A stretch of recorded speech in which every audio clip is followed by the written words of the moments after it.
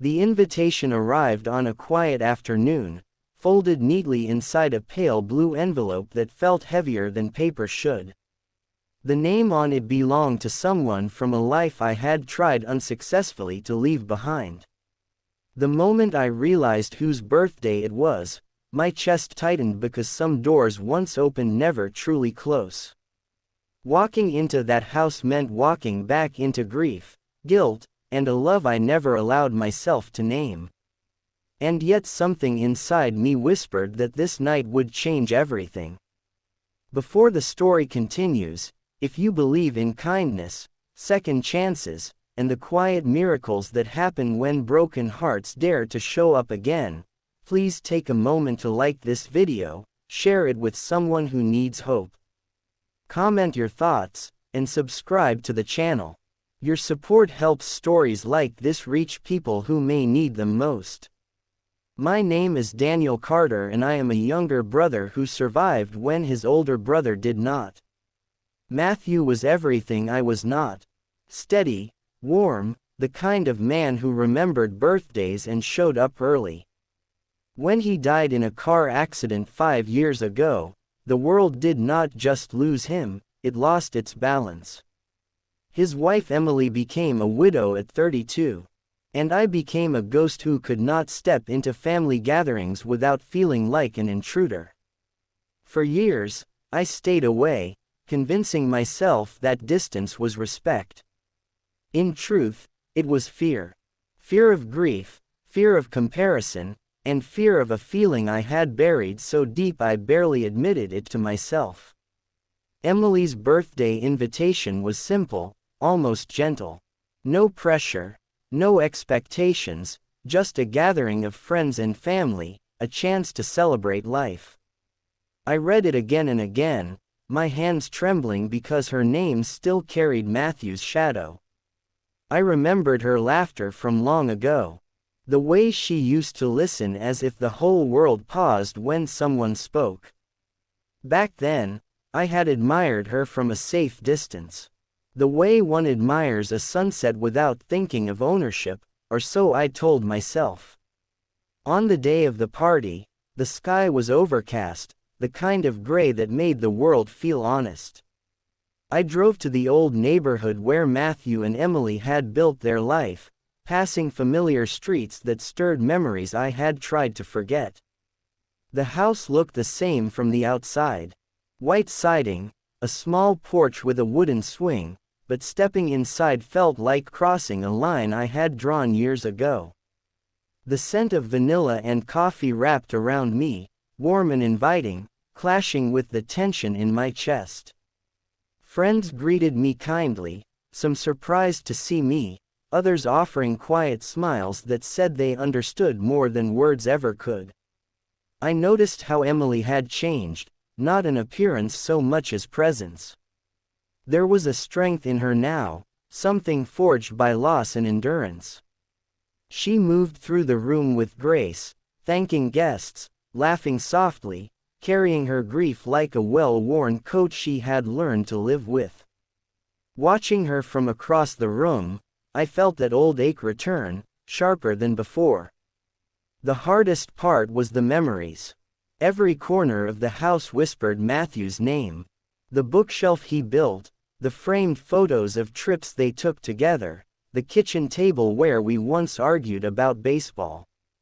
I felt like a trespasser in a sacred space, unsure where I belonged. More than once, I considered slipping out quietly, leaving the gift on the table, and disappearing back into my safe, lonely routine. But something kept me rooted there, as if fate itself had a hand on my shoulder. As the evening unfolded, conversation softened, laughter grew easier, and the weight in my chest shifted. I helped in the kitchen, carried plates, listened to stories about Emily's work at the community center, and how she had been mentoring kids who reminded her of resilience she once thought she lacked. I saw how she had rebuilt her life piece by piece, not erasing Matthew, but learning to live alongside his absence.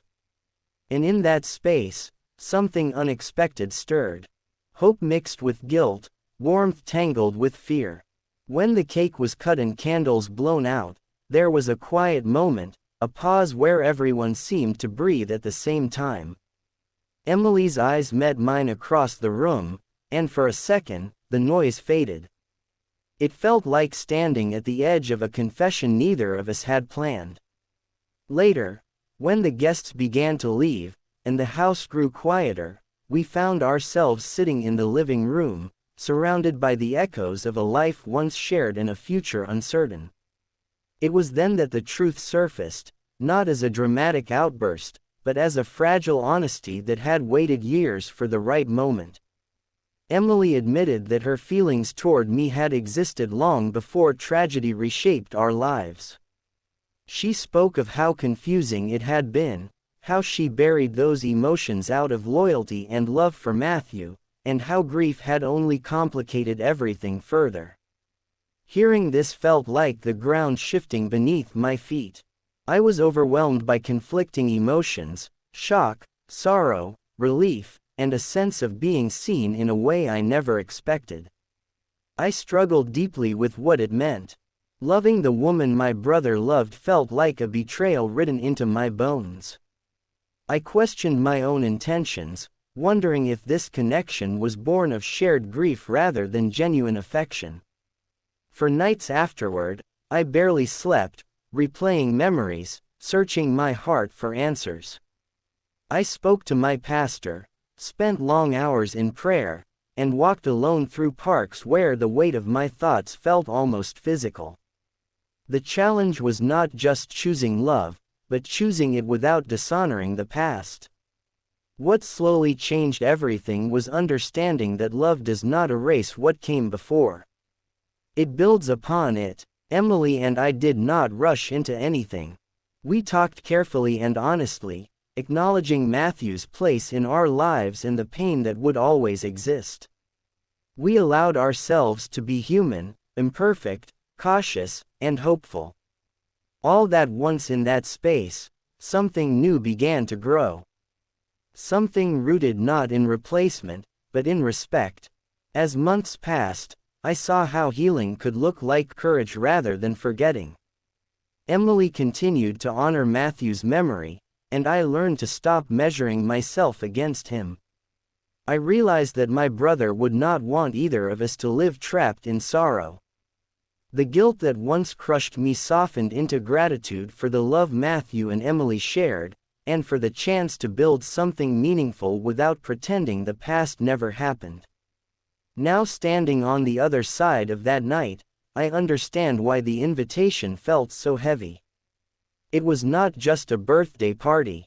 It was a crossroads. Attending meant facing my fears, my grief and my heart. It meant accepting that life, even after devastating loss, still offers unexpected grace. If this story has touched your heart so far, please pause for a moment and share your feelings in the comments. Let us know what this story made you think about love, loss, forgiveness, or second chances. Your words may help someone else feel less alone. Near the end of the journey, I can say this. Love does not always arrive clean and simple. Sometimes it comes wrapped in sorrow, asking us to be brave enough to unwrap it anyway. Emily and I did not find happiness by forgetting the past, but by honoring it and choosing to move forward with humility and faith.